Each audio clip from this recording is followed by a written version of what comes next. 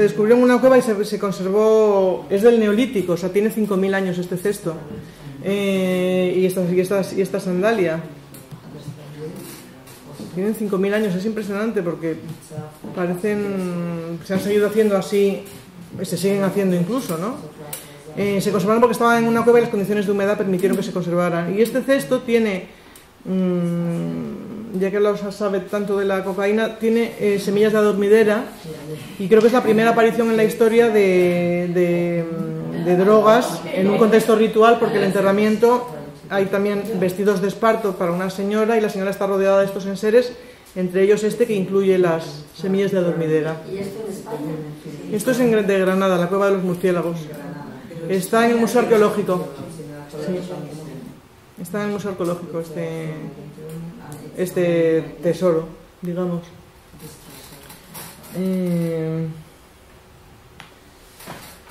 Bueno, resulta imposible pensar que estas dos piezas tienen 5.000 años, pero los tienen, según los expertos, y resultan imposible porque nos resultan actuales, ya que siguen haciéndose, al menos en los pocos lugares en los que la sociedad de consumo y sus bienes prefabricados no han llegado aún. Maruja Mayo se exilió a Argentina, y allí siguió pintando y haciéndose fotos. Como esta, vestida con algas del Pacífico, fotografiada por Pablo Neruda, a quien había ido a visitar en Chile. Si Mayo había utilizado las vastas fibras naturales con las que se había vestido la gente durante siglos, y aún en los años 20 y 30 usaban los pastores para protegerse en algunas comarcas españolas, también lo hacía ella al usarlos como medio de identificación con el pueblo, y en ese sentido como arma político-artística, en su búsqueda de un arte que aunara la tradición propia y común, quiero decir no elitista, con la vanguardia, por esencia elitista. En esos años Mayo era comunista, como también lo era Violeta Parra, que empezó a hacer textiles inspirándose en los tejidos tradicionales de la Isla Negra, precisamente donde se había hecho esas fotos Maruja Mayo.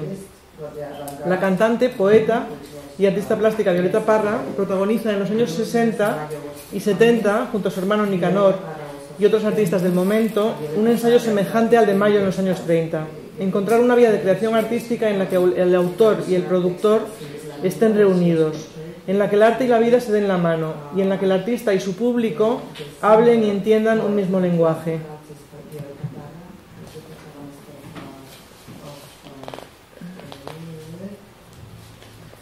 Estén en la misma trinchera, sea o esta o no la de la vanguardia.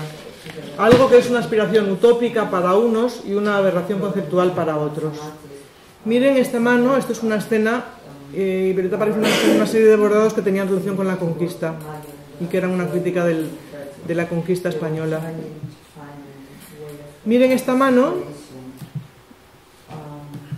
ahí abajo con la taza, en primer plano, un viejo truco espacial de los pintores para unir el espacio narrativo y perspectivo del cuadro con el espacio de la realidad, y un recurso que arrasa entre muchos artistas actuales que utilizan la foto o el vídeo, presentar objetos dejando que se vea la mano del que los sujeta, como forma de decir, este que habla, este que crea soy yo y tengo un punto de vista. Esa mano que implica permitir que la subjetividad forme parte de la creación artística. Frente a la idea kantiana, que por suerte hoy está en decadencia, de que el arte es una actividad desinteresada y objetiva. Pero volvamos a Parra. Parra utiliza técnicas de bordado tradicionales. Aquí también aparece una mano abajo. Parra utiliza técnicas de bordado tradicionales en contra... ¿Esta es Mayo? Violeta Parra.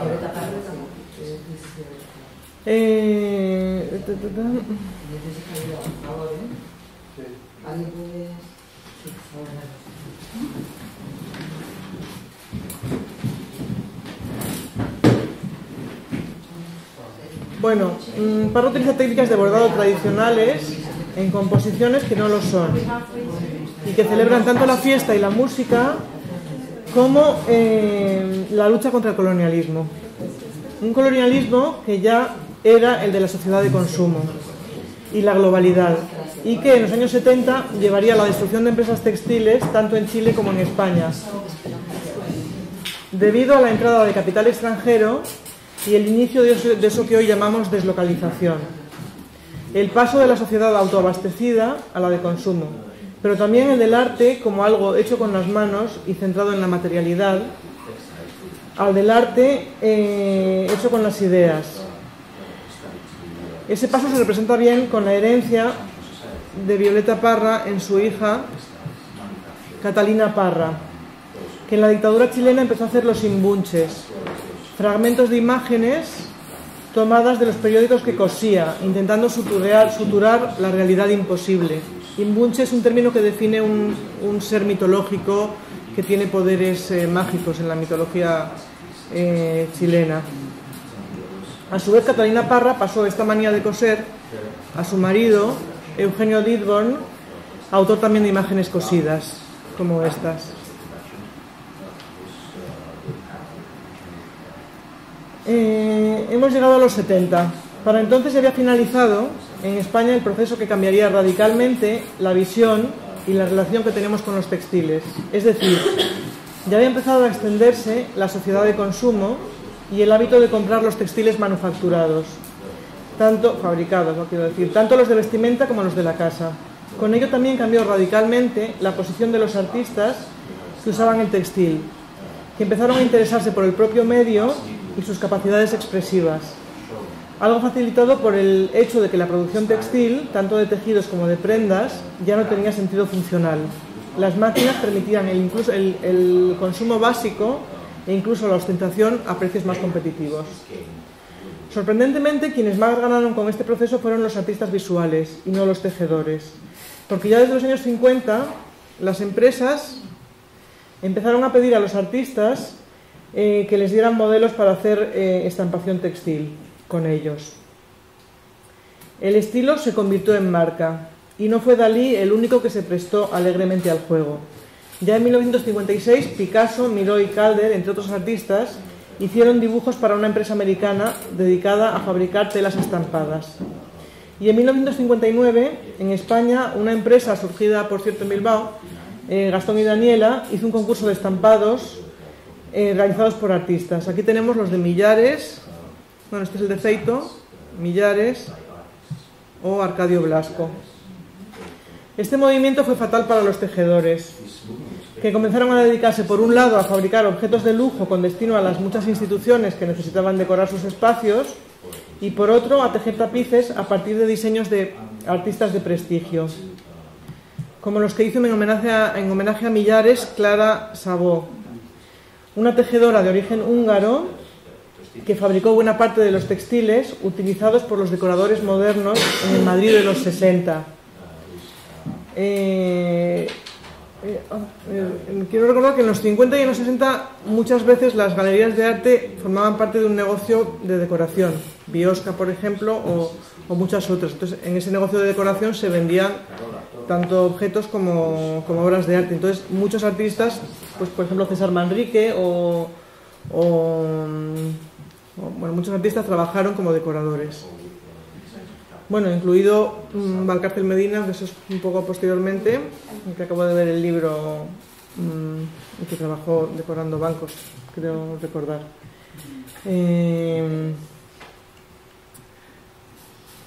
Entonces Clara Sabó, esta es una tela suya, también hecha a mano con telar manual, pero esta es una tela para tapizar. Fue la principal vendedora de este tipo de textiles en los años 50, que para tiendas de decoración, digamos, más modernas o más vanguardistas, ¿no? O Carola Torres, con diseños propios como este geométrico. Carola Torres era la mujer del crítico Moreno Galván, que fue el gran defensor del normativismo del arte geométrico en España en los 60-70, ¿no? U otros de Tapies, a partir de dibujos de Tapies o de Saura. Vaya, ¿dónde está Saura? Habría que recordar cómo los artistas informalistas fueron muy cuidadosos y tenaces al publicitar su obra en un contexto preciso, en el que la artesanía tenía un papel clave. Sus casas se publicaron constantemente en revistas, especialmente la de Tapies, pero al mismo tiempo surgían en el textil otros experimentos. desde el supermatérico de Asunción Raventós al reivindicativo de Pepe Damaso.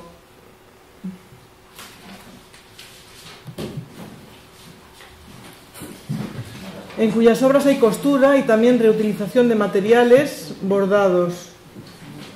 Como reivindicación, este es un detalle del cuadro anterior, como reivindicación de una estética que incorpore sensibilidades y sexualidades marginadas.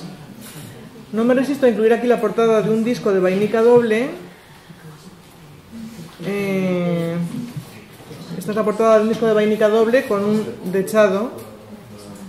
Y por cierto, el hijo de Gloria Van Aersen es también artista y vive en México y también hace bordados como obra artística. El hijo de una de las miembros de vainica doble.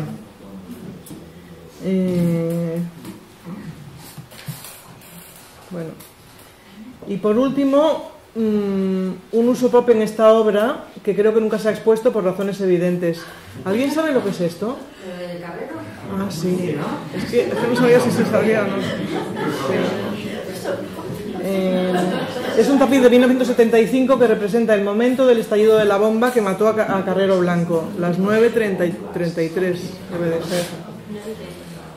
Un uso irónico de un medio que estaba domesticado y anestesiado. Es un tapiz, como los tapices que decoran un salón, y con un asunto muy típico, por cierto, de los tapices del siglo XIX, la historia nacional. ¿Qué? Es de Cardeix, de uno de los miembros de Equipo Realidad, Joan Cardeix.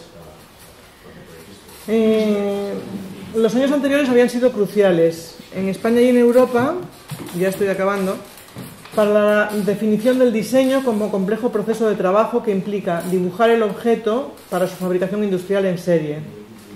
Un proceso que llevaría a la separación radical entre el diseñador y el productor. Mientras que en el arte también se iniciaba el arte conceptual, cuyo prestigio aún nos acompaña, en una operación que no deja de ser sorprendente, puesto que a lo largo de estos años ha habido una revalorización de la materialidad de las obras conceptuales por la vía de la fetichización, o sea, la adquisición museística de sus productos, pensados originalmente como acciones u objetos efímeros. Y también parte de ese proceso perverso, digamos, lo forma el tipo de montajes que se da a esos materiales, que son montajes hiperformalistas para poder incluir en el museo objetos que son en principio antimuseísticos, ¿no?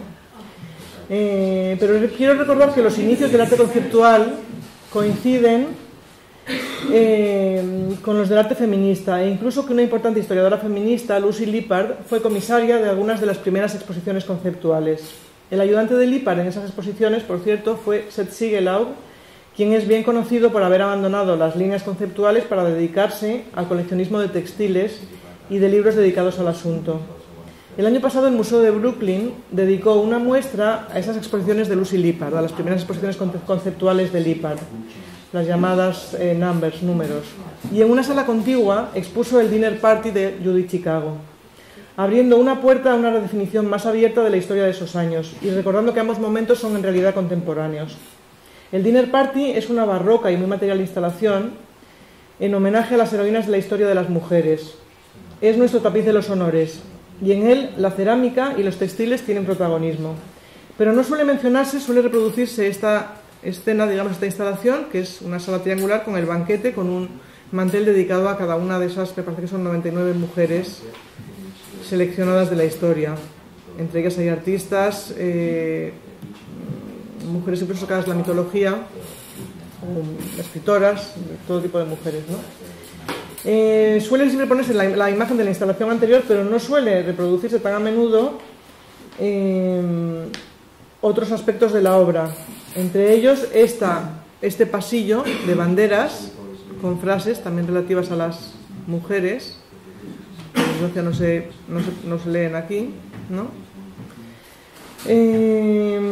Ni tampoco suele reproducirse esta otra parte de la obra, que son unos paneles en los que hay la historia, me parece que citando, pues es que no sé si son 11.000 mujeres. O sea, es un inmenso trabajo de recopilación de una historia de las mujeres como creadoras, digamos, desde el principio de los tiempos. Creo que se incluía a la Madre Tierra incluso. Bueno. Esto es de Judith Chicago. De Dinner Party. Bueno, esta es la obra más famosa, sí, pero hace todo muy bueno. Pero me imagino que lo conocéis muchos. Hasta aquí llega mi texto, que se ha referido a diversas cuestiones sobre el estatuto de los textiles y especialmente sobre la relación entre la máquina y la artesanía, entre el autor y el productor, o el homo cogitans, el homo faber y el homo laborans. He intentado también hacer una defensa de la materialidad del arte y de su producción, del poder de los objetos, amputados de parte de él cuando nuestra relación con ellos se limita a la visual impuesta en los museos.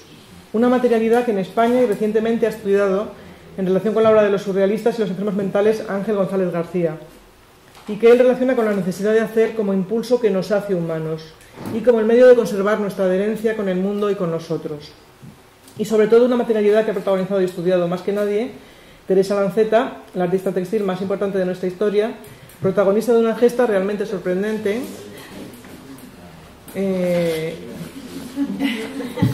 Y me falta la última hoja, pero decía que una gesta realmente sorprendente, sobre todo por el medio y el momento en el que lo hizo y en el que defendió su trabajo tenazmente, que era el momento del Madrid de los años 80, un momento dominado por la pintura. Y nada más que acabar con estas dos imágenes. Esta es una imagen que también es del Tapiz de los Honores, es la Caridad, sosteniendo un sol en el que se refleja una persona, no sé si Cristo o el prójimo, y con el corazón en la mano. Y de nuevo el autorretrato de Lisinski, que aquí se ve mejor. Y nada más.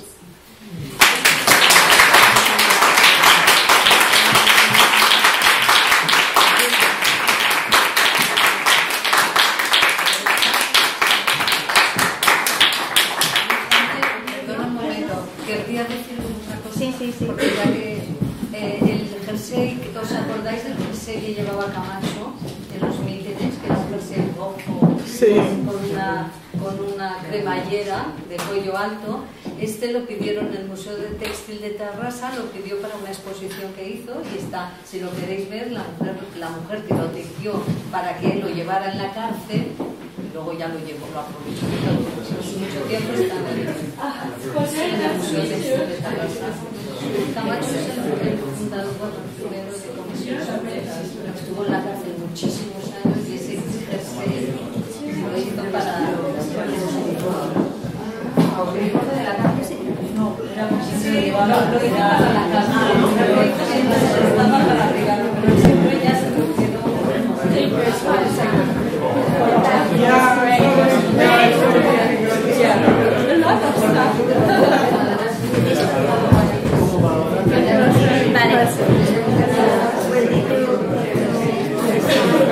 Yeah, I WhatsApp. They were great. Qué bueno lo de Jesús de la Magia. Bueno, vamos a, sin descanso. Hola. Jesús, ¿me ayudas? ¿Me ayudas ¿Qué vamos a hacer un descanso? No. Ahora vamos que no a... hay. Vale, por eso es que no sé. Vamos a pasar ahora a las preguntas de las dos presentaciones, de las dos conferencias, antes de cerrar la sesión de la mañana, porque si no ya se nos va a ir los comentarios o las preguntas que queramos hacer. Y me gustaría, cediendo la palabra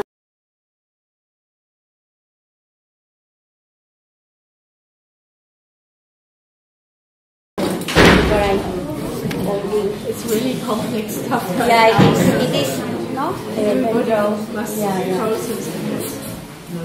No tiene por qué ser una pregunta, puede ser un comentario, puede ser una aclaración, puede ser...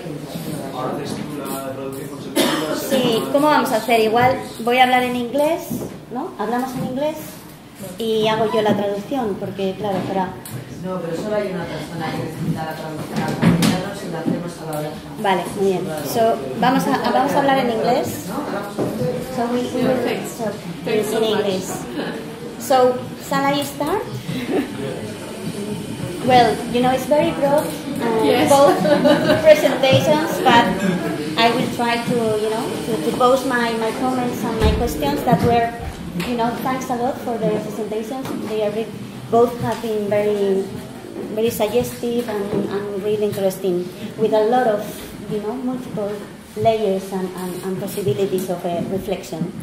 But one thing that I think I've seen in both papers is the concern about the museum and about how textile as a medium, or also artworks that contain this medium, that are not just medium specific but contain textiles, thinking for example about Blanchard, as you said, that this collage gesture is not considered at all, is lost, and it's not historicized and it's not acknowledged at all.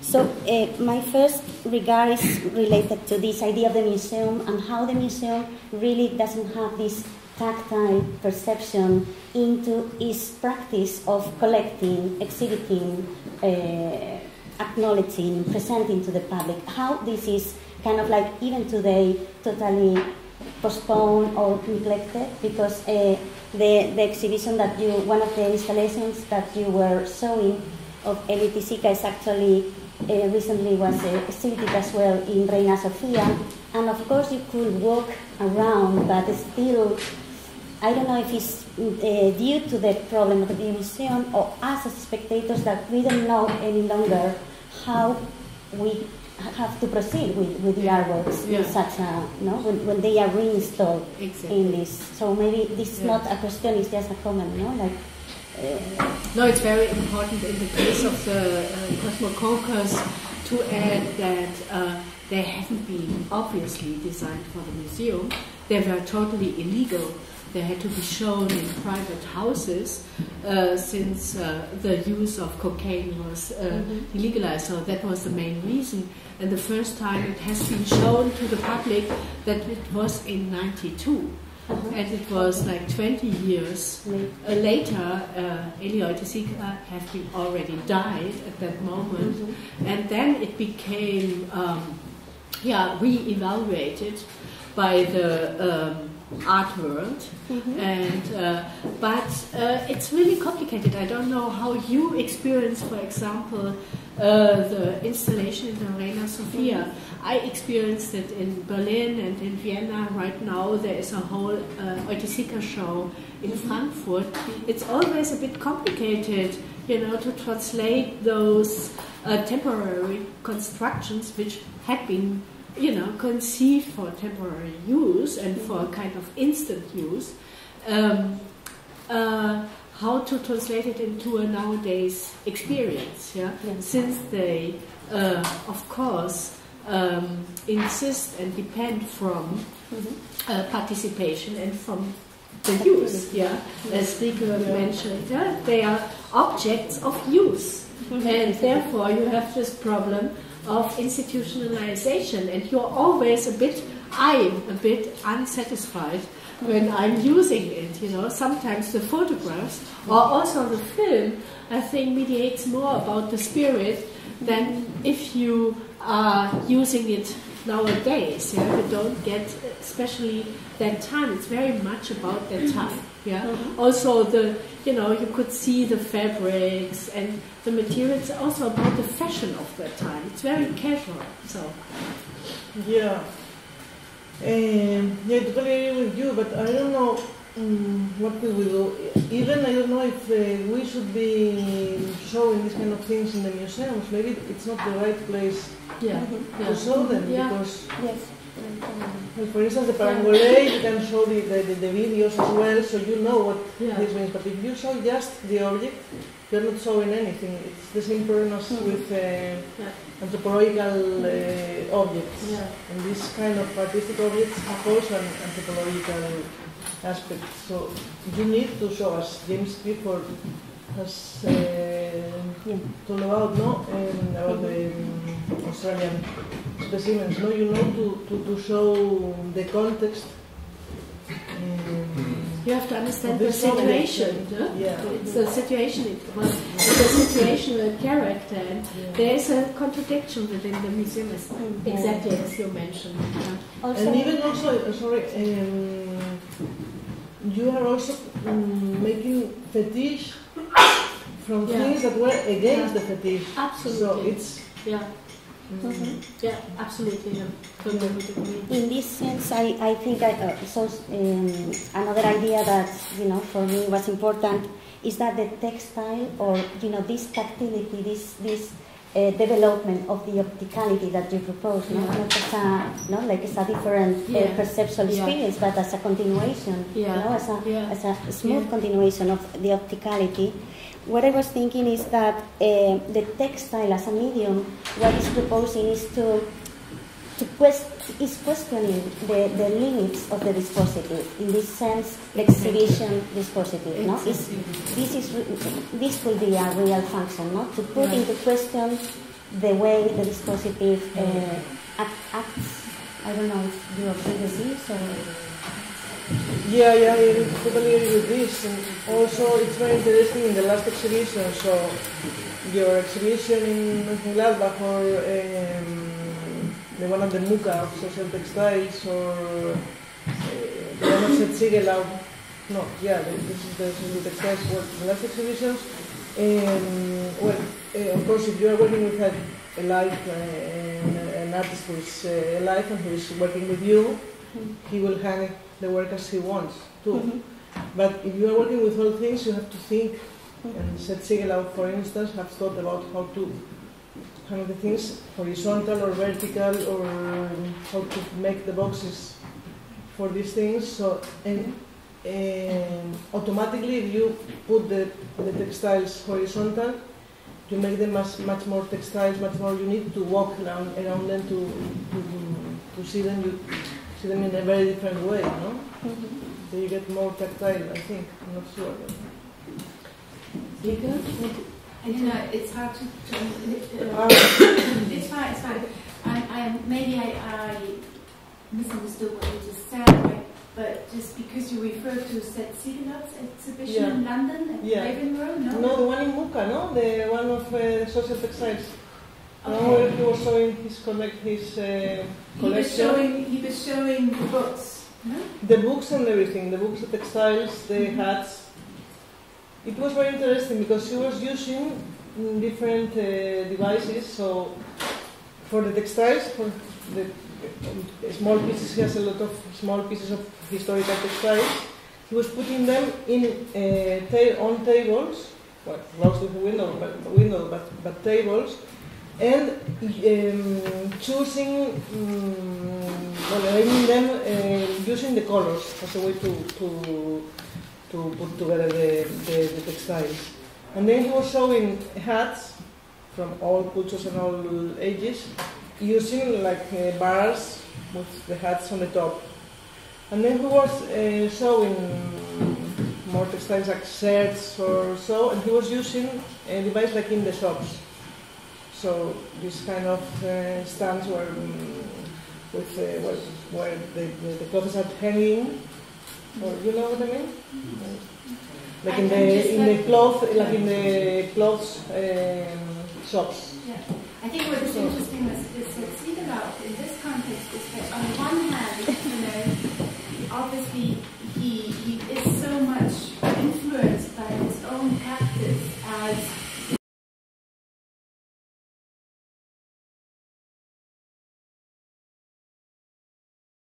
that at the same time he himself always, when he talked about textiles, and this was one of our first events when we started the project, that we did a panel discussion with him, that for him he doesn't want to make this connection between conceptual art and his interest in textiles. He doesn't want. No, he doesn't want to make this connection. Even so, he says, okay, the fact is that I was displaying wax at that time in the 60s in New York, while I was showing conceptual art at the same time.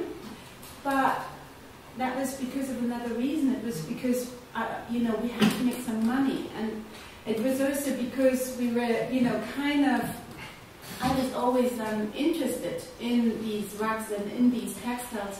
So the question is rather, why are these artists or curators that then were so informative for the conceptual approach, while they so involved in textiles at the same time? So these kind of unresolved informal art history paths in these lands. I think they are interesting. So, and then at the same time, said Ziegenlaub, I think what is really very important to me is that he always says, like, or said, that actually he really felt a little uncomfortable collecting textiles because he felt like, they're not meant to be collected. Textiles are like, again, an object of use rather. And so he was more interested, coming from his political research, interested in these books and collecting books. And he also felt like, understanding his practice as a political practice, collecting textiles, he would never get rid of the bourgeois notion of just collecting and accumulating something, while working on a bibliography and collecting the books. This is something that then kind of made more, I'm not also just interpreting, what the discussions that we had, but like kind of make more sense in the term that he's really building up something that then again is accessible for other people, and that is also has different functional role how you write history, the bibliography, because like you can't actually collect all the textiles that have ever been produced, but he thought that you might be able to collect all the books, or that is rather than becoming a list, almost administrative again, that refers back to conceptual art. So that's like this forth and back, this ping pong of ideas of anyway, don't you think that this catalog, this bibliography, is a conceptual work as well? When you say catalog, no? No, but it is a certain practice, and I think that what interests me also then is like, how can we maybe look at this term, an object of use, in a different way that then is kind of, on the one hand, it obviously is referring to the functional part, so that textiles always have been, or come out of a functional world, so to say, but also a social world.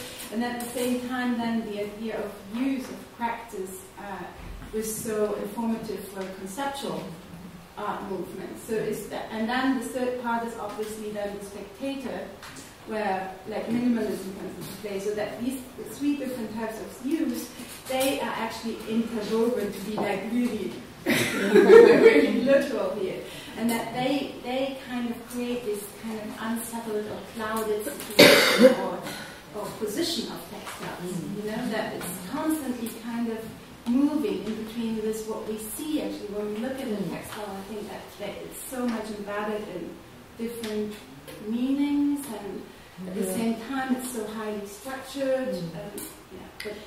But I think this notion of practicing or practice is so important here, since we have this, this claim for the intersection of art and daily life, which was all around, and which was also very important, of course, for Elio de Sica and the artists around him. But I think the notion of the practice makes very clear that there had been a shift from the understanding of making the art, rather in the sense of doing art, of actually doing something, of kind of inventing of new actions. And I think this inventing of new actions in order of a kind of a resistant behavior, this is, for this I think the use of textiles was very important, because it then signaled that is material everybody has in his hands, and like the bed linen and the shirt and the shawl and so on. So that is something everybody can create. Also, as we could see in the Parangoles, like an abstracted idea of the tent, that the body and the tent and the architecture, that there is a kind of connection, that we everywhere can build up construction, lineus, or such kind of, spatial a spatial construction where we can try to invent new actions, and therefore we use textiles, or we need textiles to do that, and that's enough. More we don't need to build up a different world within the existing world. ¿Alguna pregunta?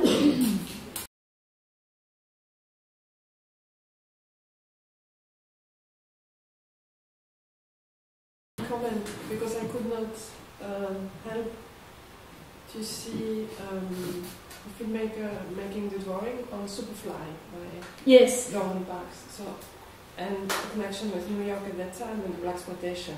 But I don't know if that's a way that's being exploited, but blaxploitation, tactile sensuality,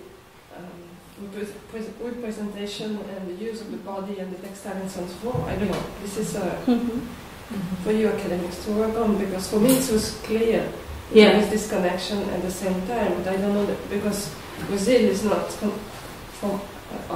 art from Brazil is not considered as military, but popular culture still is. And I don't know if it makes sense here.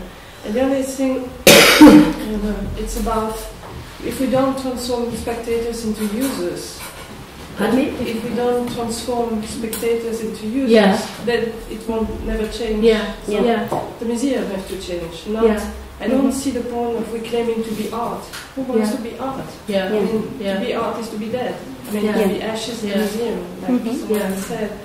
So, because my question was there that Oiticica rooms are installed in Otim, Belo Horizonte, which is a park, and it's just Disneyland, you know? Yeah, absolutely. It's like entertainment park. It's like the lounge room in the museum. So my question is, I don't see the point of reclaiming to be part of art history.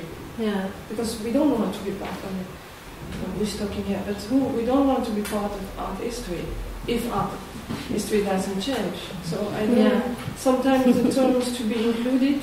I think it's the term to be enslaved. I don't know. No, thank you. Sorry, I got caught. No. Me too.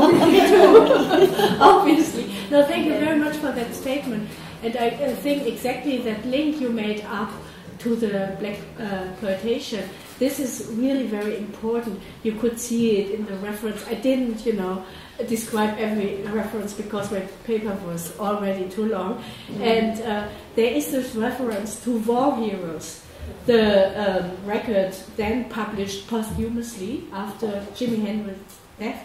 And on this record, he exactly, this is a homage to the black fighters in the Vietnam War. And you have this kind of onopoetic gun noise, on this record. And that is exactly the sound which is then used in the installation of that. There's a kind of direct, kind of connection to that, since Oiticica was very aware of, the fact that he was in Brazil part of the bourgeois social Schicht, social class, and then he was in his later Rio de Janeiro years, in the end of the 60s, he was very aware of the colonial past and the repression of the blacks. So that is also a very important part of his agenda.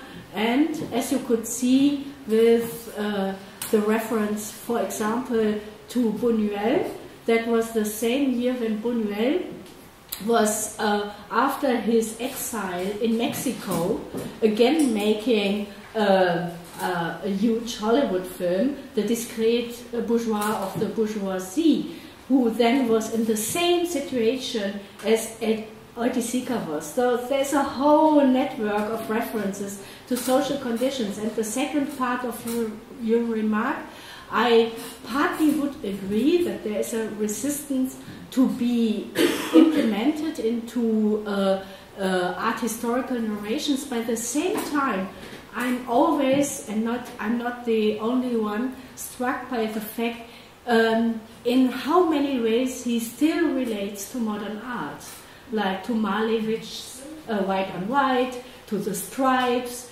to John Cage, as you could see, and there are many other references which are really very important to him. He is always being very aware by using materials and putting them together in new kind of networks, that he is still, referring to art historical implications and genealogies.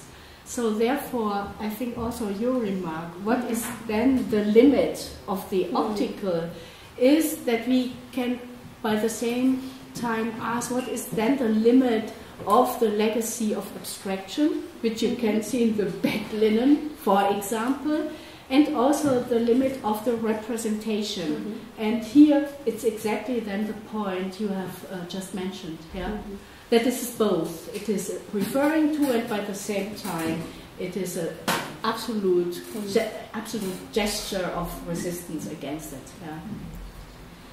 I also wanted to say something in regards to, you were mentioning a little bit the present, referring to a change into the eruption of the society of control, and how textile gets kind of be part or decentralized because of the the capitalist global production, let's say, in a certain way. But I was thinking about the cosmocaucus that you were presenting, how perhaps Eleuthisica is also making waiting between the different conceptions of the dispositive, which in a way is something that Jesus and we were discussing yesterday. For example, how Beatriz Preciado claims that the narcopornography, which is another way of control of the body, is simultaneous to the society of control and to the dispositive of power of Foucault. So how these dispositives of power are all the time acting. It's not like a phase that we come from the society of the dispositives of power, and then we are into the society of control, and then we are into the biopolitics. No? But how, and I think this work of Eleuthisica is really nice, how he's putting everything simultaneous into play. There are some really amazing Brazilian scholars. I just want to mention Paula Braga, Bruno Martins, also Sueli Rolnik is very important here. They all have mentioned, Ricardo Basbaum is another one, they all have mentioned that dimension which comes up in the work. If you read the really kind of complex writings of Eleuthisica, it sounds really like the early Deleuze, which he couldn't have read at that moment. It was really in the air, a new way of describing power relations. It's much more Deleuze than Foucault in a certain sense, and it's about this kind of singularity as a multiple constellation. It's also about, not this avant-garde idea of resistance and revolution, but more to focus on subjectivities, for example, and to think subjectivities as a montage. That is what I didn't really focus on, as a montage of media, machines, human beings, this kind of embodiment of the medium. The body itself becomes part of the medium. All those ideas which also appear in Deleuze's writings to create a new idea of analysis of power is already at stake in Eleuthisica's writings and works. So there's many writers who have done great work on that, and Sueli Rolnik is exactly mentioning what you are saying, also suggesting that they are in this kind of micro revolutionary idea, which he developed then with Felix Guattari. There is, but by the same time, a kind of anticipation of the biopolitical control in nowadays Brazil. And she says what the movement of the 60s and 70s made so revolutionary is right now a kind of reversal, in terms of biopolitical exploitation. the way how Brazil acts with a kind of lefty model of neoliberalism as a consequence out of the dictatorship. And that is really interesting that the work of, that was Ricardo Basbaum saying at a conference at the Columbia University, which I found a really very good point, that the work of Elias Hilka had been rediscovered exactly in the moment when the dictatorship ended and the whole economy was transformed into a liberal market. Yeah. So, and we have to also take in this tension into consideration. Yeah. And why all the, even the official Brazilians are so enthusiastic about Eloy Sica's work that lets us also be skeptical about the, huge kind of enthusiasm about what does that mean. Yeah. You mean, so what does that mean also in terms of mobility and, or do you mean like... Yeah, but because of the, what I didn't mention, it's a good question, is that, idea of individual creativity, which has to be enforced, the kind of focus on everybody can do something out of his or her situation. Like that was a suggestion then in the late 60s and 70s, becomes a different implication than later on under the condition of neoliberal markets. Yeah? So it's a bit a different discussion right now. Hopefully we come back to... I was surprised. Why do you think that it's so strange that Brazilian people like Sica's work? Sorry? I don't understand why, for you, so I don't know which word I have you used, why Brazilian people should not like... No, they should like, but just to say there are some also scholars from Brazil mentioning a bit more, that is a different, different discussion, the enthusiastic rediscovery of the anthropophagia, which has been then rediscovered by, not rediscovered, but reused or revitalized by the tropicalist movement of the late 60s. And the anthropophagia, that was a phase in Brazilian modernity in the 20s, and it's related to Oswald de Andrade's Manifesto Antropophago and Tarsila do Amaral's painting, and it was about the idea that one could transverse, or one could transform the colonial exploitation in a kind of anthropophagia.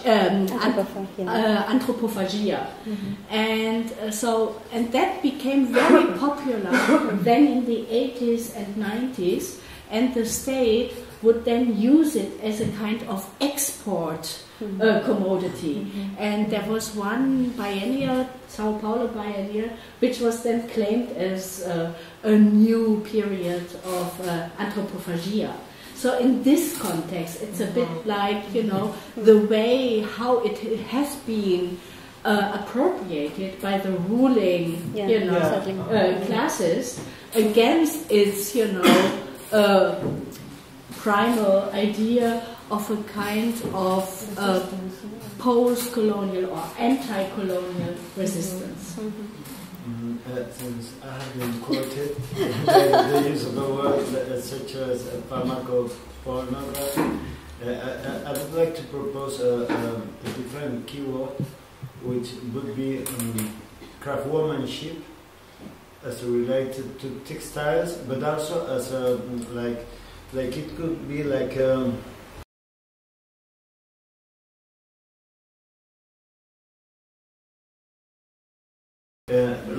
Producing or renewing binarities, well, like binary opposites. Okay, about textiles, being part of the realm of use and function, and not collection, but tapestry has been patrimonial, and almost any textile has been very, very patrimonial since always, and this is still, or about being outside of society of control, but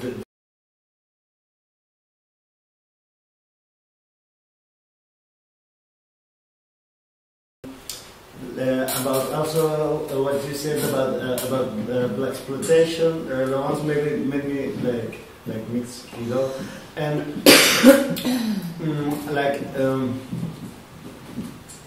yeah, about also about being in the museum or not, and that kind of debate, which made me think, maybe because Judy Chikao was on your presentation of the woman's house, and there's always that thing about being in the museum or not, but then you can also make like a I don't know, like a guild of one craftsmanship, and make your textiles, and then make your own museum as pieces and proofs of this craftsmanship, and then this is a very museum way of showing, because it's showing pride, and I don't know, I think it's a kind of debate in which we but then what concerns me is that I think that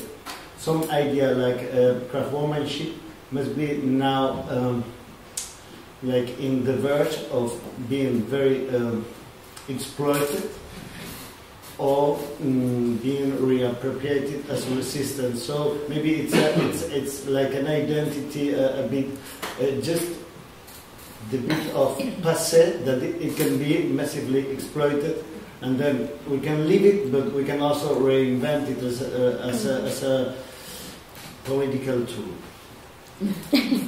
That's a question. What to do, I guess. It was a question.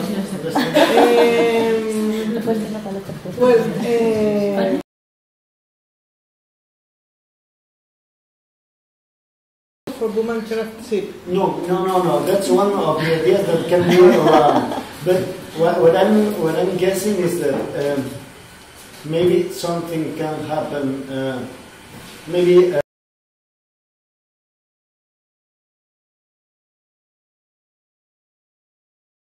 The focus of attention, and what should we do? Like maybe transform, invent. I don't know. Yeah.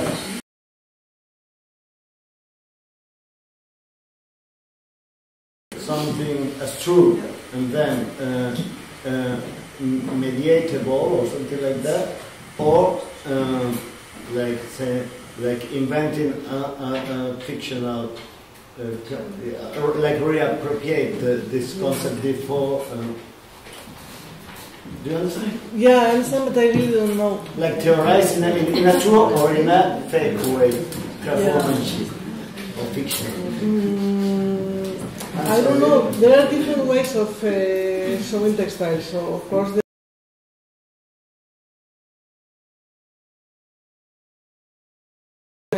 Videos and even these fake things or copies of things so that people can touch them and use them. In art museums, this is impossible. Only the English people, I don't know if there are English people here, but only the English have tried this so-called an elite experience for everybody. So at the Victorian Albert or at the Tate even, no, you can see use of furniture, you can see people not eating but standing there making drawings, playing, children playing. This is impossible, for instance, in Spain.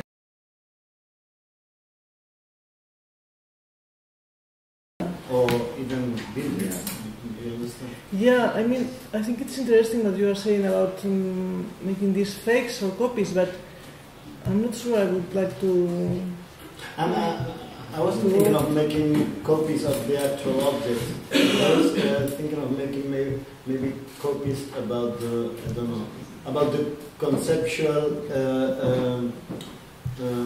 panoplia around what textile art is, or textile relationality is, or what textile universe is. Maybe we should make a fake of that.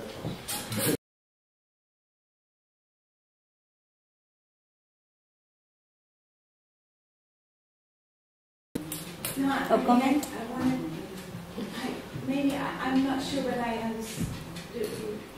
You said craftsmanship? Yeah. And you talked about binaries, and so I think somehow I just wanted to add that for me, like, you know, when we started the project, when we said, like, why is the younger generation of artists suddenly interested in textiles, or why do we kind of look at textiles maybe in a different way, even so there have always been, you know, people being interested in working on textiles and so on. Nevertheless, it kind of changes a little bit its position. It seems as if it would change a little bit its status or position within this field, and enter a different discourse or a discourse. So then it is always quite important to me, or in my understanding, that it's not about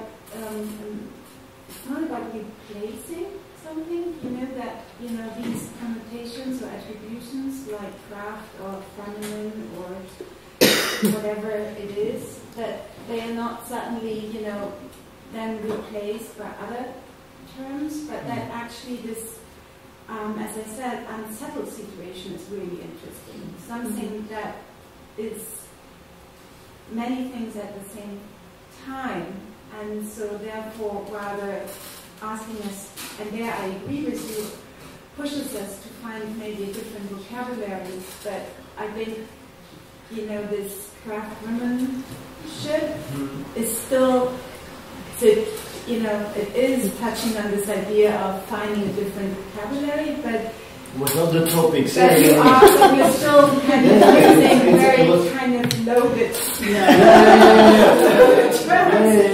But it was to shift the so that's meaning. why I have a little conflict. But then what would be craft, what would be woman, and what would be I she? think this is, I think, I 100% yes, but I think nevertheless, it's not about rereading feminism or rereading what is feminine. It is much more about kind of also getting rid of these terms, maybe, or understanding that you can't think the one without the other. It's always present, and I think this is also why we're talking about the South today as something, as you said, like maybe at the beginning of the Oiticica material that you showed, where you're actually connecting this kind of ping pong between Brazil and New York, that makes it clear that it's neither, they are not here. I don't know, I'm losing myself here a little bit. No, but that is a good point. I don't have any air here. Yes, then we we're need to. using a term such as South, you understand? So maybe... Yes.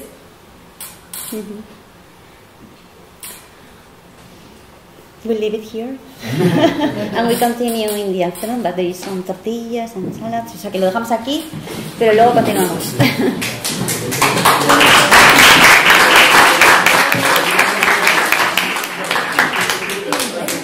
No, it's